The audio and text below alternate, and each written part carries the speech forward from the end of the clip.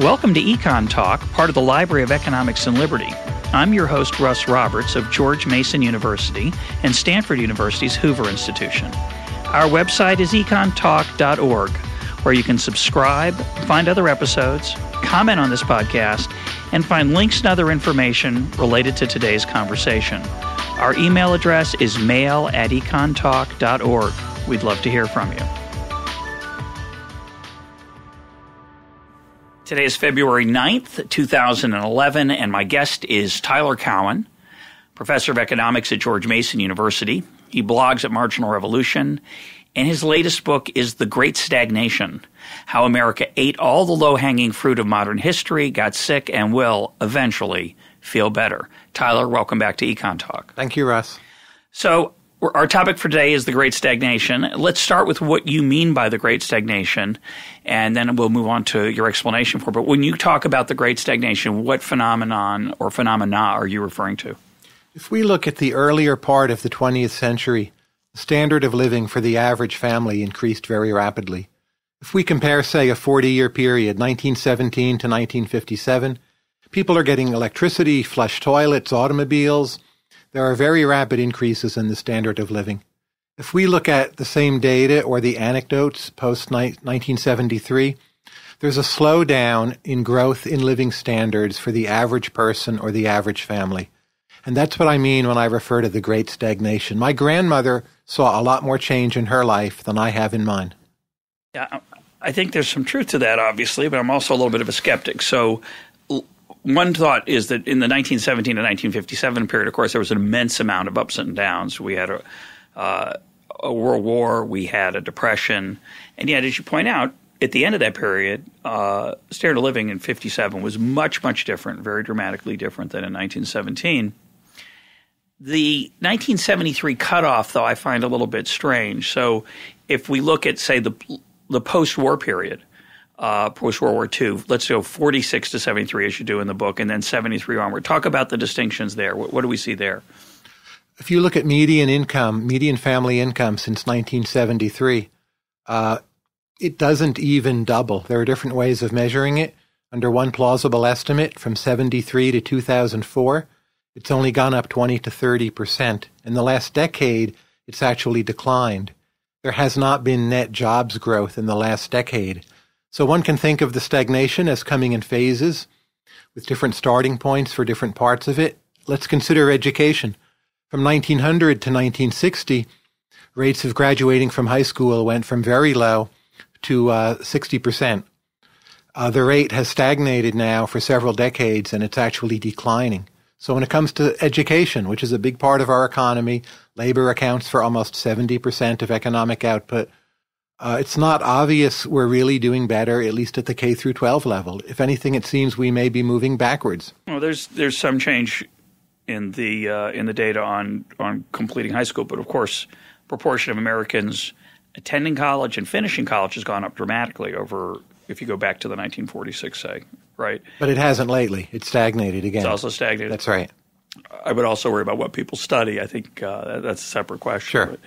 But, so let's talk about a little bit about the data, because the data are a little bit tricky.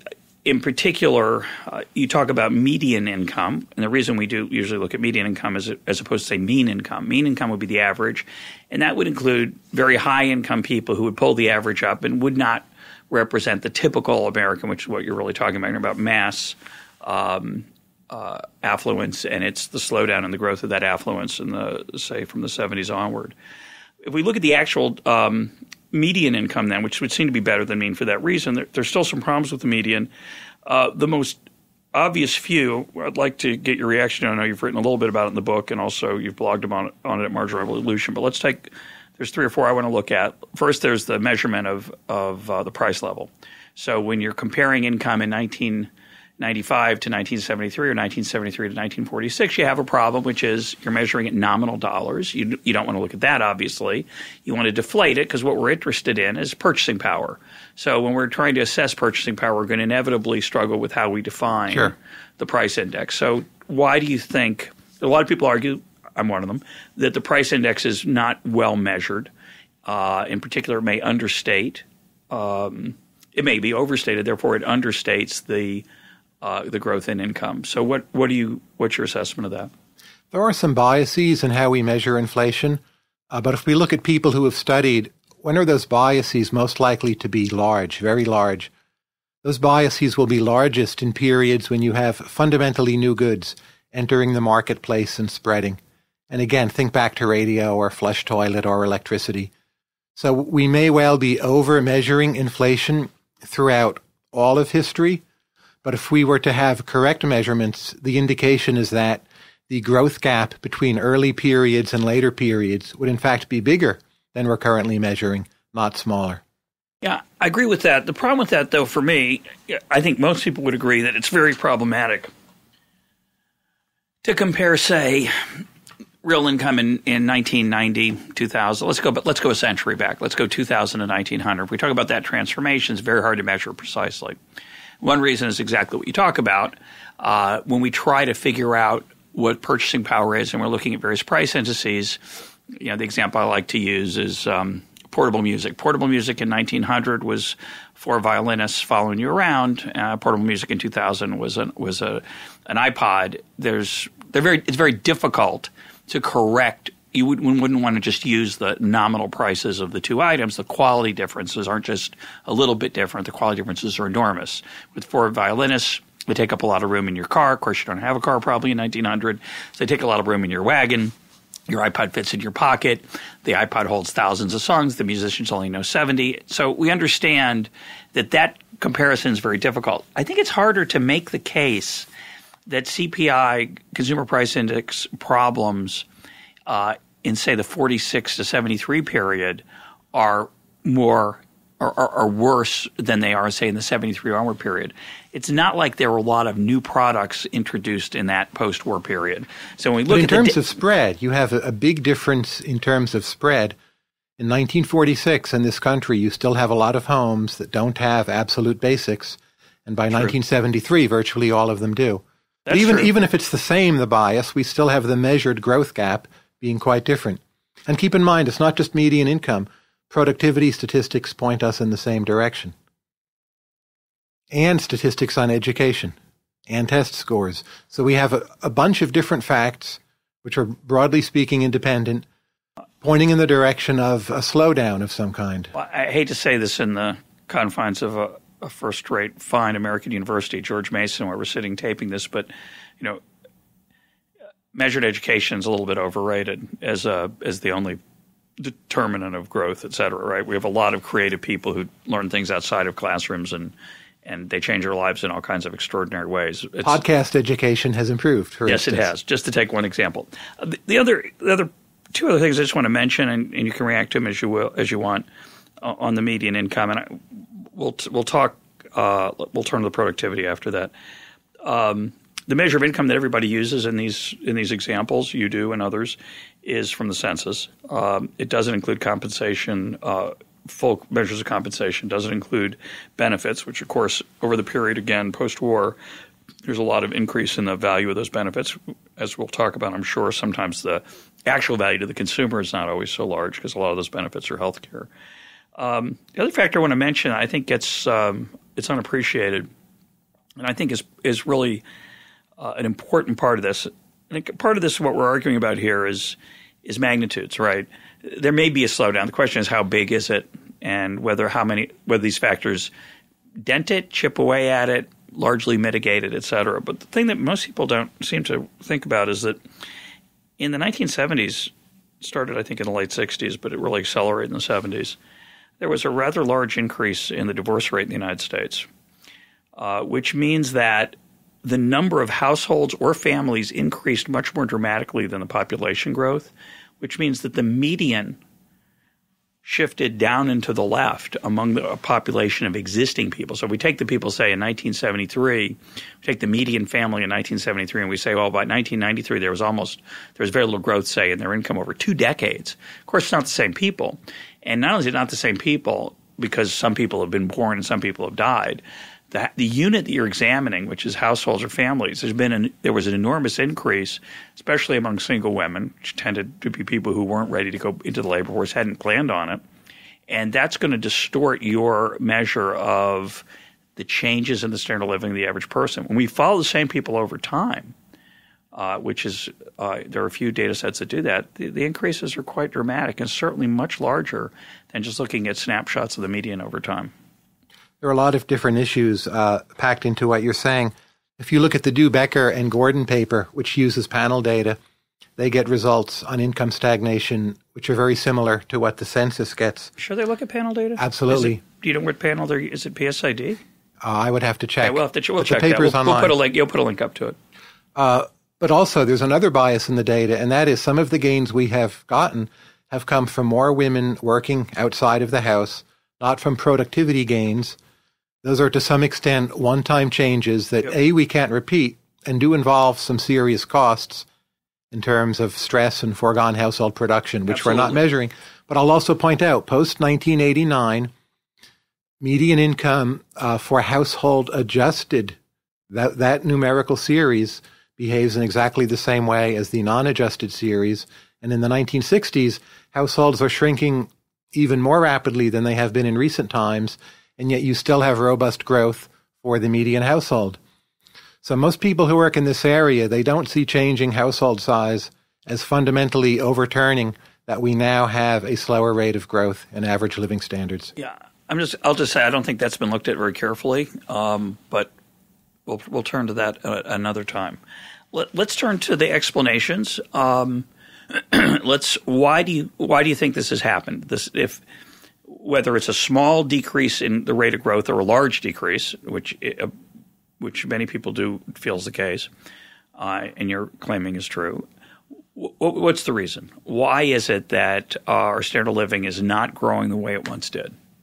There are a few reasons. One, I think, is simply there are technological plateaus. If we look at the broader sweep of history, growth tends to come in spurts. So the car was a big deal, but the next thing after the car, while it will come someday, it's really hard. I'm not saying it will take forever. It may not be flying cars, but to replace the car with something fundamentally better, it simply is a very hard problem, and it will take us a while. So we had the Industrial Revolution. We worked out the logic of combining fossil fuels with sophisticated machines. We reaped a lot of gains pretty quickly, which were awesome. And now we're waiting a bit for the next big thing. That's one reason. Another reason, I think, has to do with government.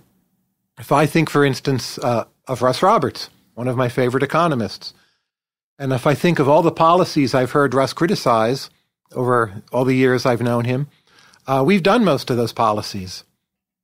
And typically, a main criticism of these policies, distorting incentives in the marketplace, broadly speaking. The main criticism of these policies is that they will lower economic growth. So I'm coming along and saying the rate of economic growth for the typical family has declined. And oddly, I'm hearing skepticism from a lot of the same economists who are criticizing current policies for lowering the rate of economic growth. Yeah, Third factor. That's always fun. Yeah, related to the second. I want to talk about this, but carry on. Consider our economy right now. About 17% of it is healthcare. About 6% of it, in terms of measured GDP, is education. And with some overlap, 15 to 20% is what we call government consumption, government activity, not just transfers. At all levels of government, I assume you mean. Federal, Correct. State, and local. Add those all up, take out the overlap. It's a pretty big chunk of the economy. It's like 20 to 30%. Those are all sectors where there are massive subsidies, massive distortions of incentives, and a lot of bad policy, and it's just hard to measure value. So when we talk about biases and measuring output and living standards, the bias I worry about the most is we're spending a lot of money and we're simply writing it down as value added when it may not be. Final factor, I think, has to do with who is most easily educated. If you think of hardly anyone who's going to college at the beginning of the 20th century, it was very easy to educate the marginal person. And you get a big kick. And you get a big gain out of it, and it's easy to do. The marginal student now, think of the people who don't get into George Mason, much less the worst student in your class. To make them much more productive through education is simply a much harder endeavor. No doubt. And we're relying upon distorted institutions to try to do it.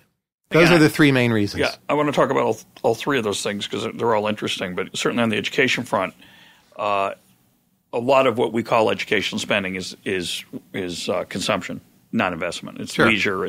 It's fun. If you looked at a dorm room today in a modern American college and you compare it to one in, say, 1972 when I went off to college, one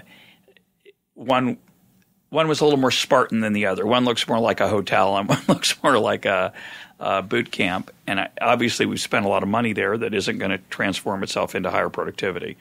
That's true at high schools. You look at high school, you look at administration costs there. When you look at physical plan, again, you look at the quality of the gym and and all the things that don't – those are just consumption. Those are not going to lead to higher rates of growth for sure. So that's true. The question is, on the education front, again, I don't think that's the only way that we get more productive, but it's an important way, obviously.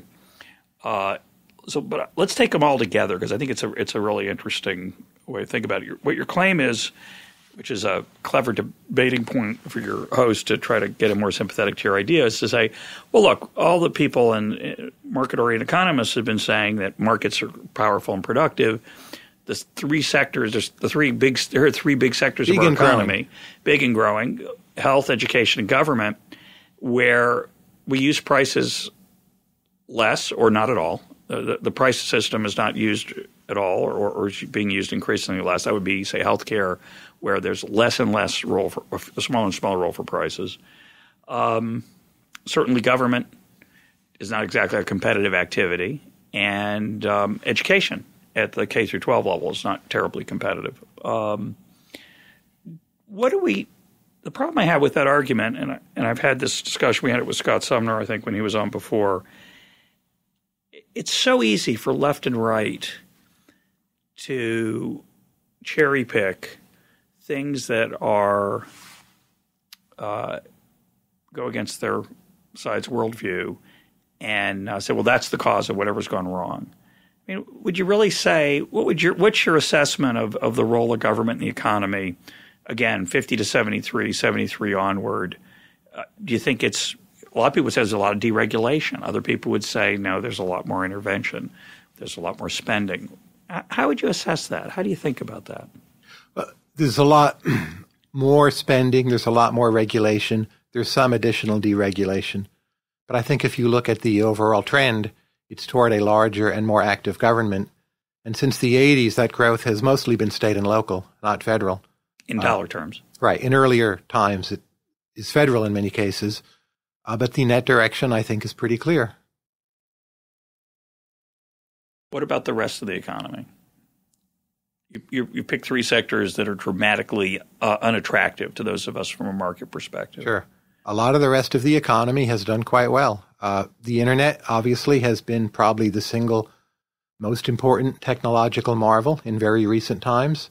I think the Internet has a few implications. One is that it has made capital more substitutable for labor. So this has helped people like you and me, an enormous amount. I don't think everyone has seen a great stagnation. The people who I called infovores in a previous book, we have had phenomenal increases in our well-being, and that again includes the two of us. The benefits are smaller, I think, for the median American. And if you look at the most famous Internet-based firms like Facebook, they employ remarkably small numbers of people. This is a benefit in many ways. We can produce great outputs. It's a feature, not a bug. It's a feature, not a bug. But it does mean in terms of job creation and median income, there has been a change in the distributional pattern because innovation itself, at least over the last 10 years, has been less geared toward the median and more geared toward a mix of the infovores and the top 10%. We'll come to the top 10% maybe in a little bit, but I find it strange that you suggest that because the Internet is not job intensive, which, as you point out, is a plus. I mean, in the 80s and 90s, we had very good job growth overall. We had very few economic downturns. We had two small ones. The last 10 years are kind of not so typical, right? Sure. You got a recession in the beginning of the 2000s, of the noughts. We have a massive financial disaster here in the middle. I'm not sure it's typical of what's going on, say, in the innovation area. I don't know. We'll find out perhaps. We'll see what comes next. But Let's talk about the top groups, the top 10%, top 5%. What's happened to them and why? And why is it different? Why do you think some of the there's a bunch of standard arguments out there. Tell me what you give me some of those arguments and what you think is the right one. There are still plenty of creators, plenty of entrepreneurs, plenty of geniuses, an enormous amount of innovation, even during what I'm calling the Great Stagnation. The question is, where is that innovation geared? How is it pointed, so to speak? And the goods and services that most readily benefit the median, a lot of those spaces already have been filled out. Like we have toilets. There may someday be something better than the toilet, but that will take a while. It's hard to imagine. Although I will say that one of my favorite innovations that's unappreciated is the bowed shower rod. And what is that? You go into a hotel today, and the shower rod is bowed out so that while you're taking a shower in a place where strangers have been showering, the shower curtain doesn't come suck up against your leg while you're showering. The curtain rod has a bow in it, so it's not the same as having no rod at all, but it's an improvement. But the toilet, I agree with you. I think the toilet's it's taken care of. It's done. Even the bowed shower rod, which I don't know much about, but I wonder what is the distribution of that innovation? Who is staying the most in hotels? Yep, that's right. In general, I don't blame the shift in distribution on politics the way, say, Paul Krugman would or Jacob Hacker would. I simply think innovations come in waves, and some periods you get more of one kind of innovation. The innovations we've been having, they're really about information processing and ordering in different forms, Google, Facebook, eBay. And a lot of people benefit from those, but the people who benefit from those tend in cognitive terms to be better prepared, and it's not quite the median American who's the main beneficiary there. In part, it's because the lag in educational achievement in this country that these innovations have had this skewed distribution of benefits. Yeah, there's no doubt that, as you point out, I think it's a great observation. I think it's very important and often neglected. A lot of the great devices of the 20th century are now widely available, right? Even in 1970, and I think you have to be a little more it's hard to be precise, but I think the 70s and 80s were pretty good times for the average American in the sense that they did get access to, say, central air conditioning in the South and in the North, dishwashers, a lot of the microwaves, a lot of the gadgets that were embryonic or had come along before were not widely available, but we got rich enough so that a lot of people could have them. And as you point out, most people, the average American has all that stuff already. Of course, new stuff comes along. So the average American doesn't have an iPad right now, but I suspect in 10 years the average American will. Oh, I think less. Just like they have they have a smartphone. The average American has a smartphone already. So these devices come along now. Smartphone, I don't know. You could debate whether it's more important than a dishwasher. I don't know. It's hard to say. Well, market prices do measure these to some extent, and most people don't find an iPhone worth the money right now. And statistics we have for income and productivity are mostly picking up those gains. Keep in mind, it's still a minority of people who find it worthwhile to buy smartphones. But it is my view. It's growing like crazy. It's growing like crazy that in the next 20 to 30 years, there's a very good chance we will climb out of the Great Stagnation. I think one of the great benefits of the Internet is how much it eases scientific communication. This will, in the longer term, lead to significant productivity gains. It could be the next technological wave is in the biosciences and genome-related medicine, any number of areas. Simply the Internet having a big payoff. Electricity took actually decades to have a significant impact on productivity. The computer took decades to have a significant impact on productivity. And I think it's completely fair to assume that the Internet also, its biggest benefits will not come within a few years, but they will come over decades. So I think we can look to a time, not next year, not in 18 months, but within our lifetimes when probably this stagnation will come to an end. We'll have another very large burst. It will play itself out with a lot of innovations, which almost everyone benefits from a lot. And then probably after that, we'll have another slowdown, as we've seen. I think that's the more common historical pattern. Like man invents fire. This means a lot of benefits, like you can hunt different animals, a lot of other accompanying gains, live in different places. But at some point, those play themselves out. You then stagnate a bit for a while, and you then have the next wave of innovation. But it's always been uneven. Yeah.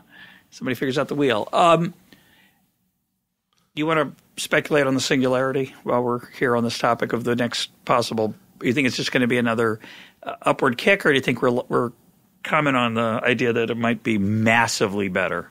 I'm a big skeptic about the singularity. My colleague Robin Hanson, his version of the singularity is that within 50 to 100 years, our brains are uploaded into computers. Yep. No, we interviewed him about a month ago. Yeah, I didn't hear the podcast, but I think I know what he said. I do this over lunch every day.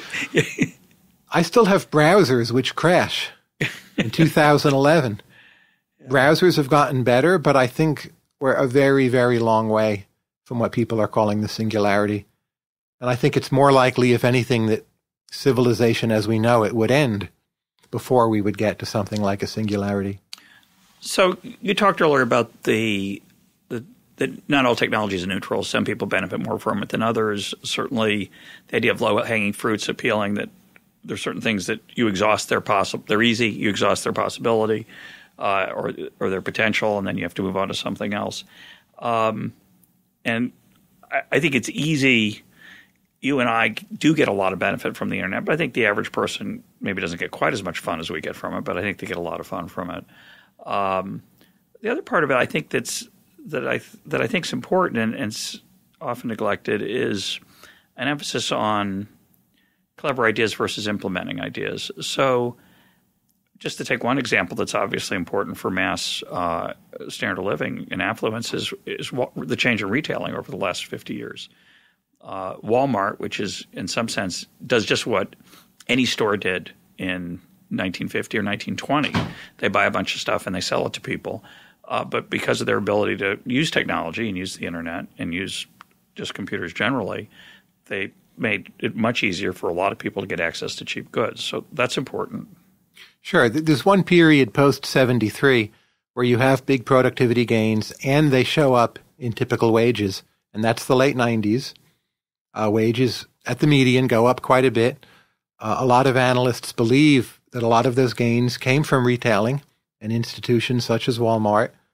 But also those gains peter out in the data. Sure. And that's a bit of a puzzle. But the last 10 years, you're calling them atypical, and clearly they are atypical. But I think in part they're atypical because productivity has slowed down, because it's harder to get employment jumping up coming out of a recession than it used to be. And I think we're seeing that, which is very clear in the data. When we see recoveries, they're called jobless recoveries. It's because there are fewer job-creating innovations going on in the background than in previous recoveries. Yeah, let's talk about that. Apple's employing plenty of people, right? Yep. Because people want to buy the iPad. Not as many as General Motors did in 1950, though, for sure, which is generally a good thing.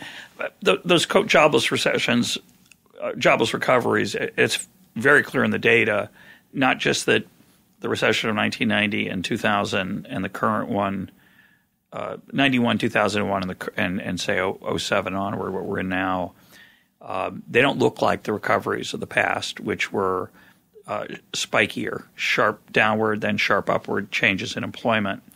Not only are they much slower to recover, but they're increasingly slower. Increasingly jobless, 2001 is slower than 91. This is much slower than either of those two. Talk about why that is. I think it's another piece of evidence for the Great Stagnation, because a lot of people are not convinced just by talking about median income or just by talking about productivity.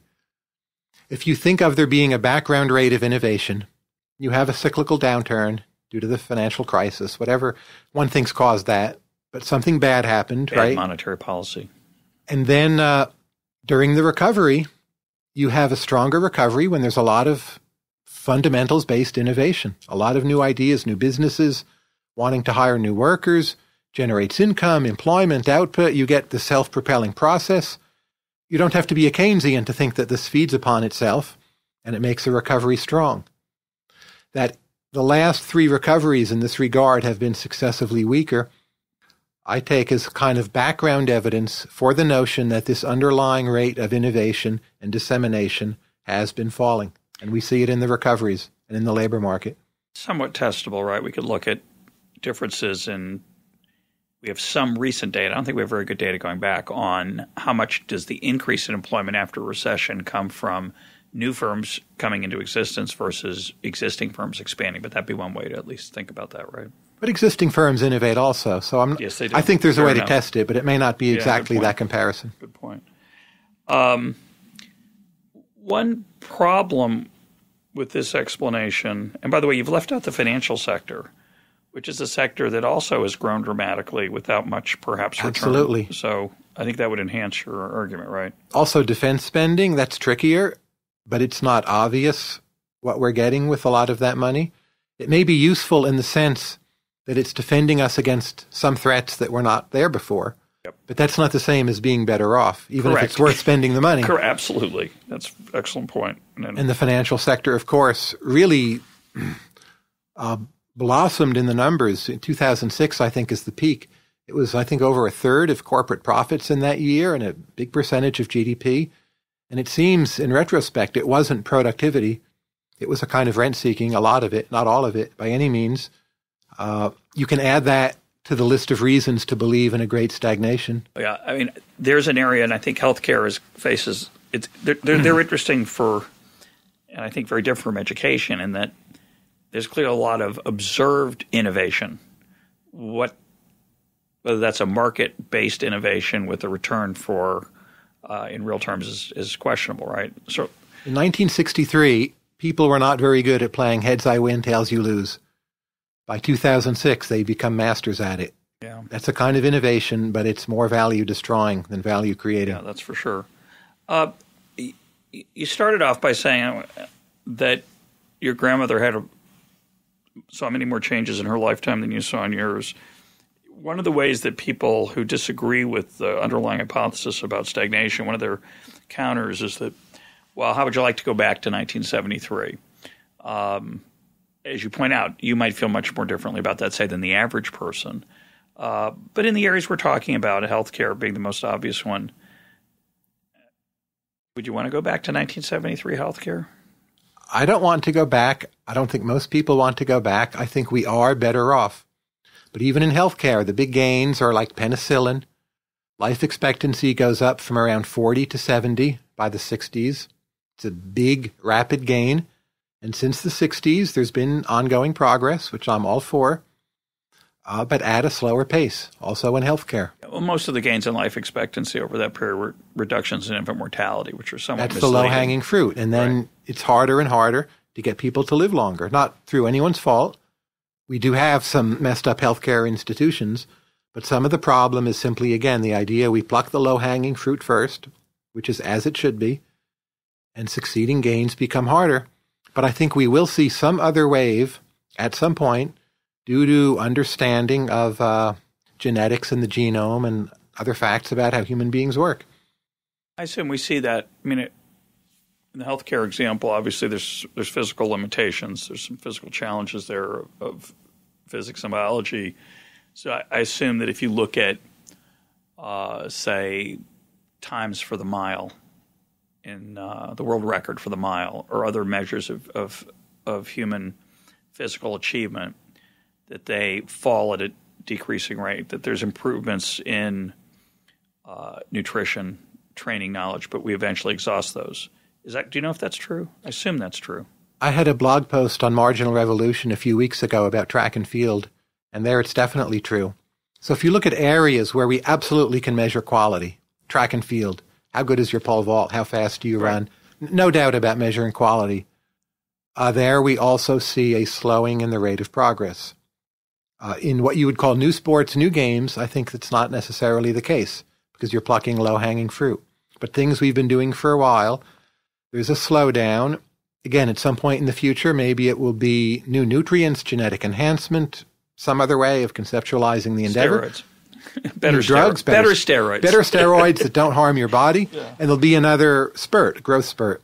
But we're not seeing it yet. So how do you think about this relative to Gillian Simon, who been an influence on me? Who's one of his themes is that brains are the ultimate resource, right? They don't have the same physical limitations as physical resources. so that, I mean, the example I like to think about, I probably mentioned it on here before, you start off carrying a load of stuff in your arms, say a bunch of books. Then eventually somebody has the idea of creating a backpack, which is straps that help you distribute the load more comfortably. And then somebody invents the Kindle, which your book is on. By the way, the book we're talking about is an ebook. We haven't talked about that. It's a very innovative marketing example. I don't know if it's gotten to the average American yet. Not yet. Tyler. Not even the average reader. Give him time. But you go from carrying 10 books uncomfortably to 10 books comfortably in a backpack to maybe 20 in a backpack to carrying around a few thousand in digital form. So the human brain allows us to overcome lots of physical limitations.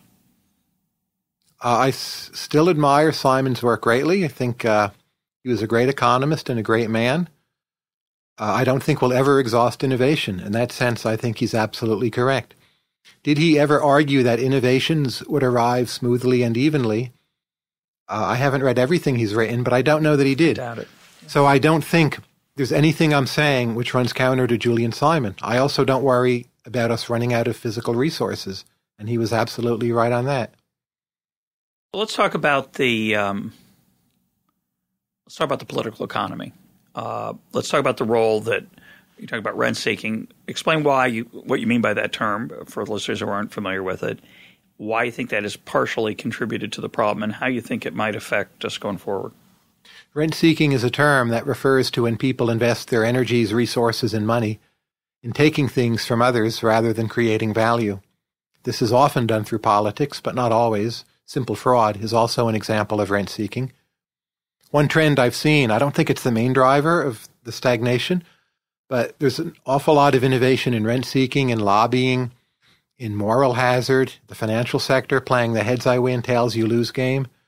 It's a notable factor, even though I don't think it's the biggest factor.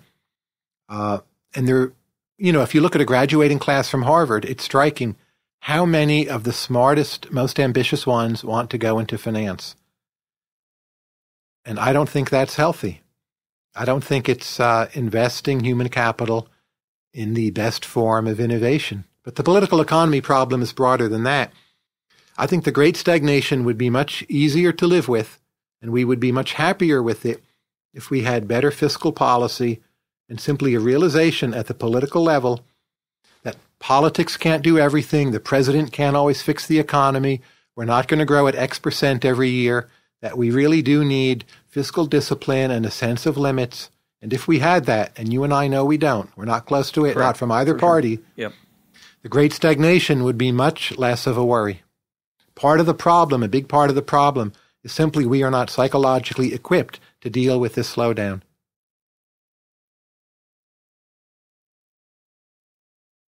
Hard to know.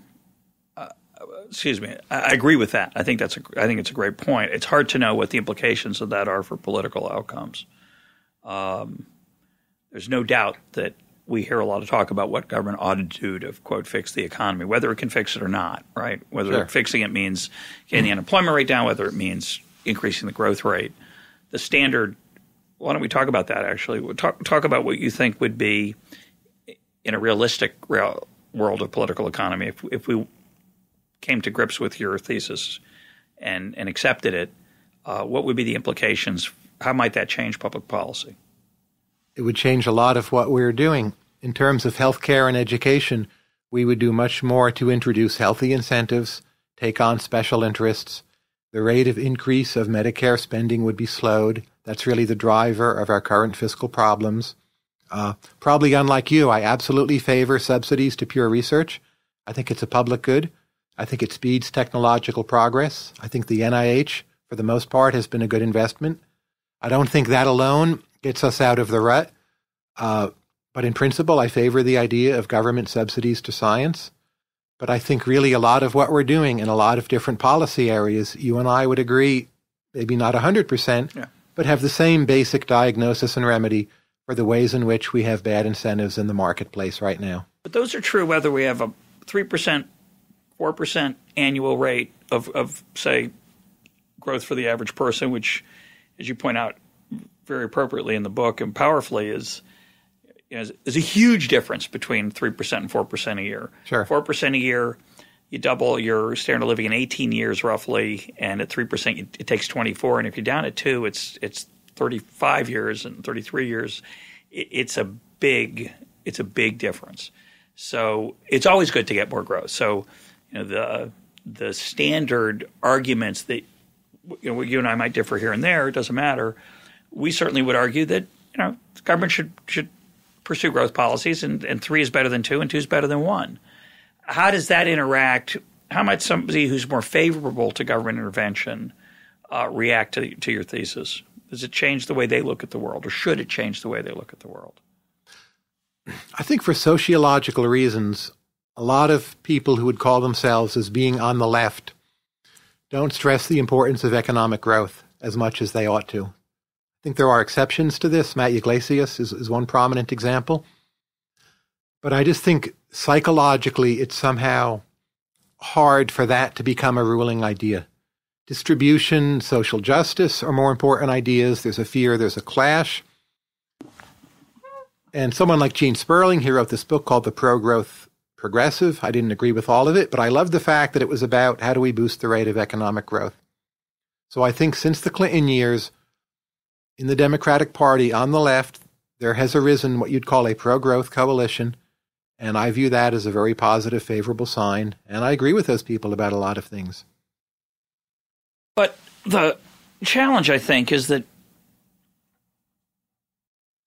the traditional pro-growth policies, which would be, quote, smart regulation, price-based regulation, lower marginal tax rates, policies that encourage savings or at least didn't discourage it artificially, policies that change the allocation of capital toward productive things rather than tax evasion or unproductive rent seeking like you talk about. A lot of those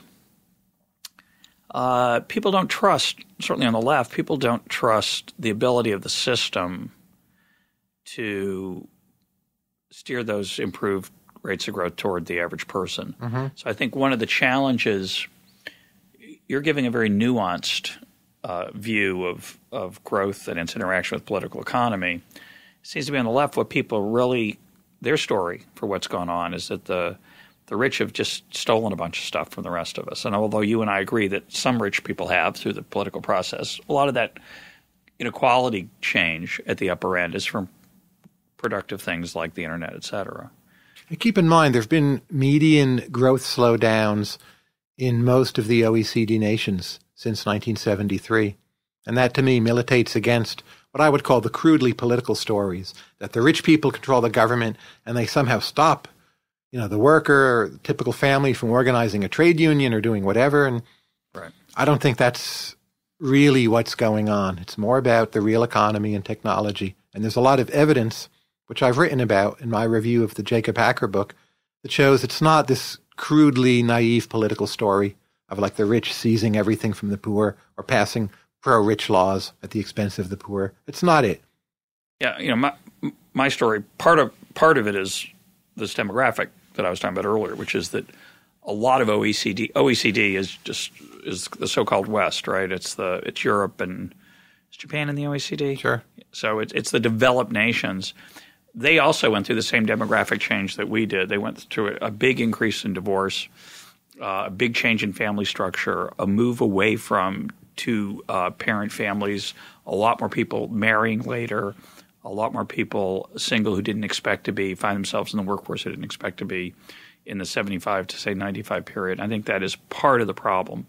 And that's a social adjustment. And I think that's part of it. But going back to the political economy on the left, how are you going to convince people on the left to be pro-growth if they don't think it goes to the average person? I don't think of myself as trying to convince them or anyone. For me, it's trying to figure out for me what I think is correct. So I understand full well there are things I'm saying that in the political arena might make good policy harder to achieve. It will sound, sometimes correctly, like the connection between good policy and good results is looser than we used to think. And this may make it harder to achieve good policy. I think that's one reason why people don't like the book or don't like the thesis. but I don't think it's an argument against the thesis being true. So I don't have any particular claim that my thesis will persuade people in a useful way. I just don't know. Why do you think, what's been the reaction on the left and right to the book so far? We get a lot of reaction. It's done, a lot of reaction very quickly. Yeah, it's been fun. Brink, Lindsay, and Nick Schultz, I guess you'd call them broadly on the right. Or libertarian, I think. Or libertarian, but they both liked it quite a bit. They didn't agree with everything in it, but they found it very intriguing, that here was a new slant on things, a new way of bringing together ideas, kind of integrated framework for thinking about inequality, median income stagnation, and the financial crisis. People on the left have been intrigued. Kevin Drum, Matt Yglesias, Ezra Klein, they've all covered it a lot. I think some of them worry that I'm not giving enough emphasis to distribution, that the ability of politics to shift distribution is, in their view, part of the problem. It's not fundamentally about technology. But they like seeing someone who's not thought of as being on the left acknowledge there is something going on at the median that's strange, and we should think about it more seriously. Of course, there's not a lot of evidence that government's very good at influencing the distribution of income. We'd like it to be so if we're interventionists. I'm not. But people who are interventionists clamor for changes in tax rates or other policies that don't have a great track record of it being effective.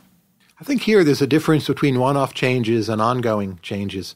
So government, I think, is pretty good at making one-off changes in the distribution of wealth. So in Sweden, the distribution of wealth is more equal than in the United States. Partly that is because of how Swedes are, but I don't think it's all that. If there's a policy that takes $1 from one person and gives $1 to another person, you lose some of that by the bad incentive effects, but you keep some of that distributional change. But those one-off shifts over time get dwarfed or swamped by changes in rates of growth, which stem from more fundamental factors.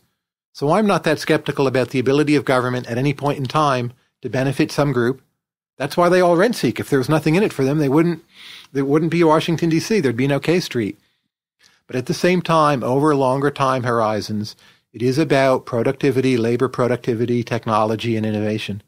And repeating that core key message that we tend to lose sight of in these daily political battles, I view that as one of the main things the book is doing, refocusing the attention of economists on science. Let's talk about the three sectors that you focus on, and we might add the fourth that we've added in the conversation, which is finance, but the health, education, government sectors, and then finance. What explicit policies do you think would make those sectors more productive and less of a drain on the country as a whole? In terms of finance, standard of living in particular. I think the best way to proceed is to have a minimum of explicit regulation, but really pretty tight restrictions on leverage. I think it's very hard to micro-regulate banks, but leverage has proven dangerous. I don't think we can pre-commit to no bailouts, but the best we could do would be greater transparency, real restrictions on leverage, and get rid of a lot of Dodd-Frank. That would be my preferred recipe for finance.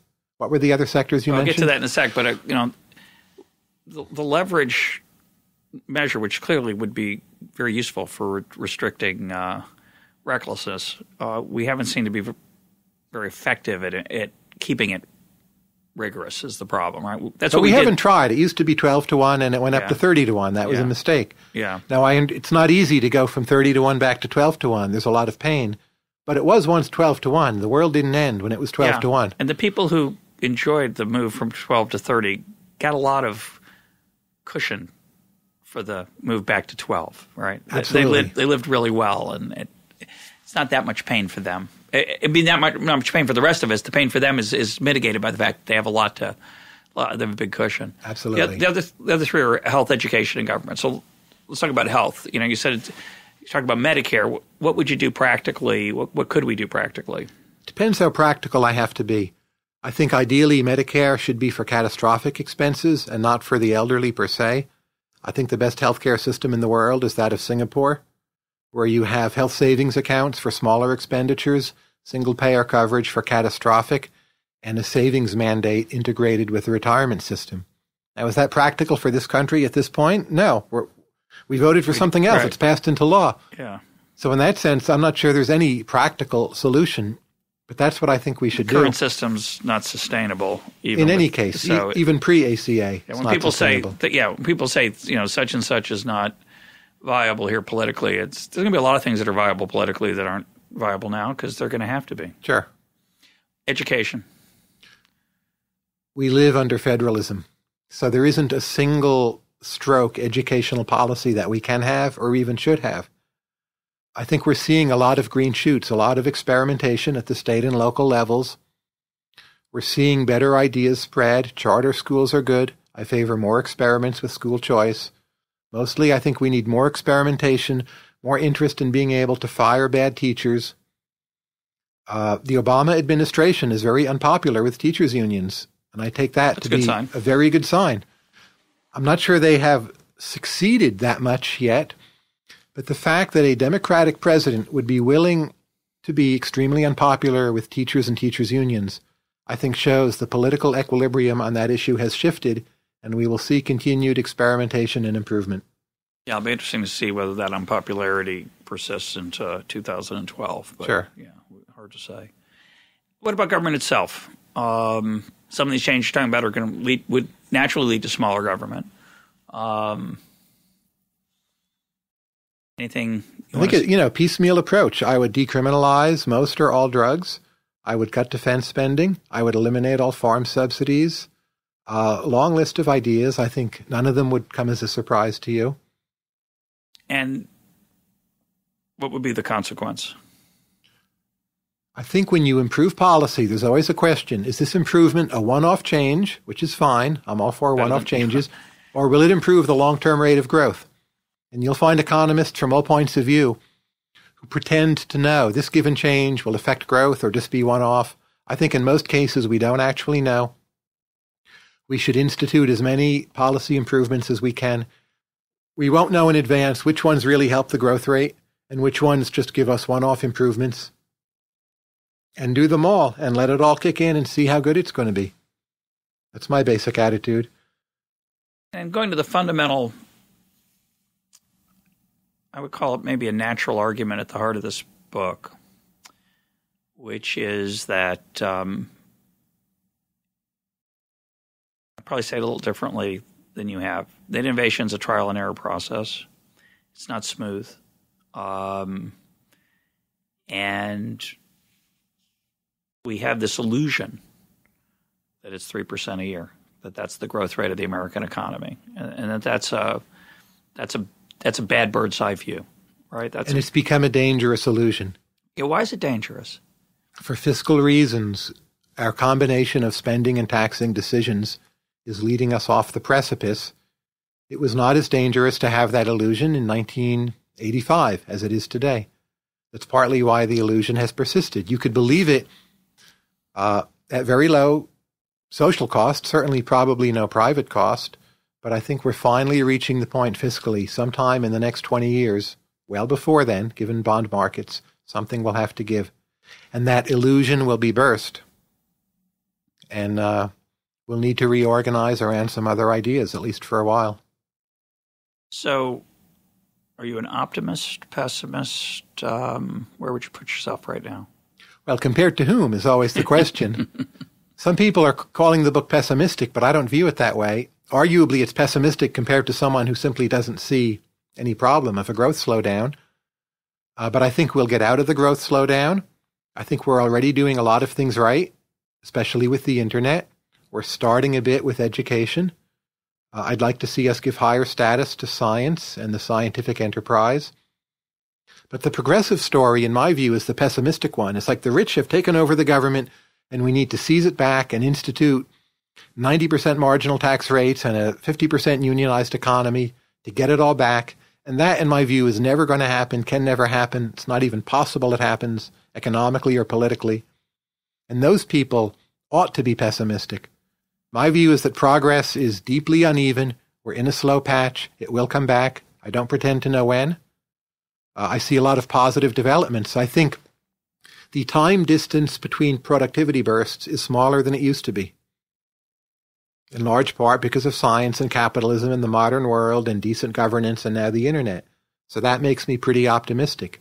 but I'm reframing the boxes in ways that people who used to think of themselves as very optimistic, they're now challenged, and I'm trying to make them feel somewhat uncomfortable, and they tend to think of me as a pessimist, but I'm not. I never have been, and my basic temperament and my reading of the factual evidence is pretty optimistic. You haven't mentioned venture capital. You mentioned subsidies to science through government. What role does venture capital and private research have to play? It's immensely important. Note, of course, venture capital has been pretty slow lately. It's recovered from the crisis, but it's not impressing people. Whether a given innovation comes through venture capital or not, we'll see. But the fact that venture capital is in a bit of a slow patch, I think, is another result of being in a somewhat stagnant period. Let's talk about innovation in the book world. Your book is an ebook, so you can't get in a bookstore. Well, you can get an ebook in a bookstore. No, but you can't get a physical copy. That's right. In a bookstore. How can people read the book right now? You don't need a Kindle or an ebook reader to read it. You can download it to your computer and print it off as a PDF. As a PDF, or you can get a free ebook reader from the Penguin website. So a lot of people think, "Oh, I don't have a Kindle. I can't read this. I can't send Tyler some money," but that's wrong. It's $4, by the way. It's $4. It's short. That's right. How many words is it? 15,000 words. Yeah.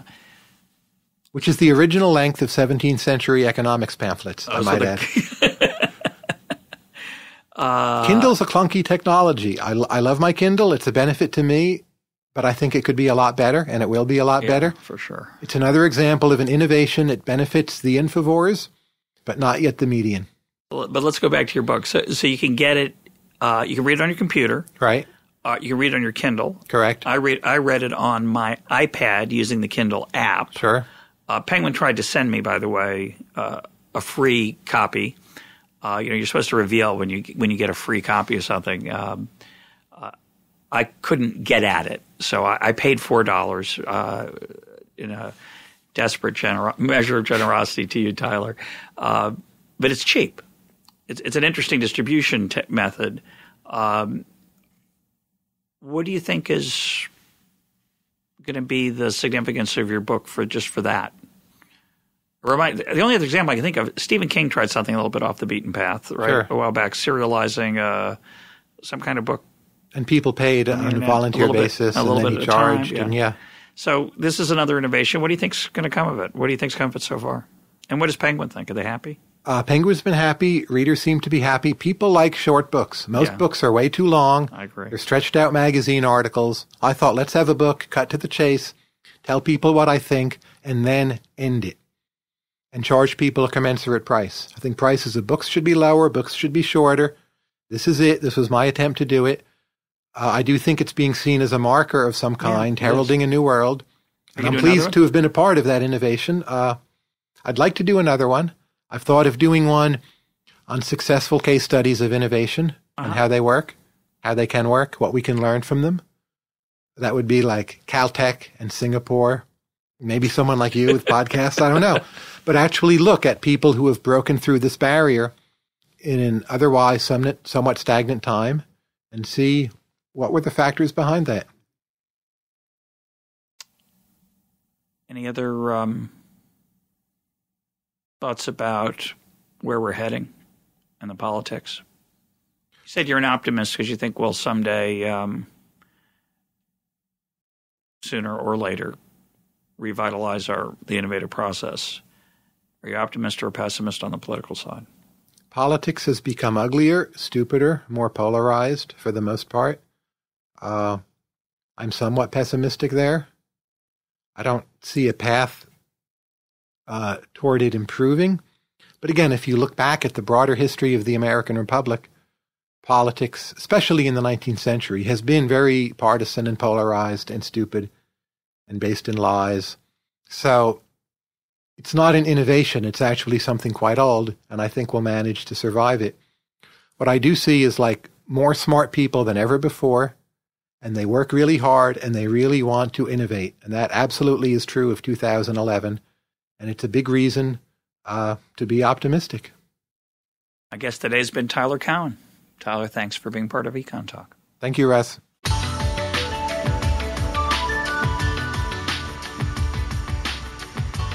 This is EconTalk, part of the Library of Economics and Liberty. For more EconTalk, go to econtalk.org, where you can also comment on today's podcast and find links and readings related to today's conversation. The sound engineer for EconTalk is Rich Goyette. I'm your host, Russ Roberts. Thanks for listening. Talk to you on Monday.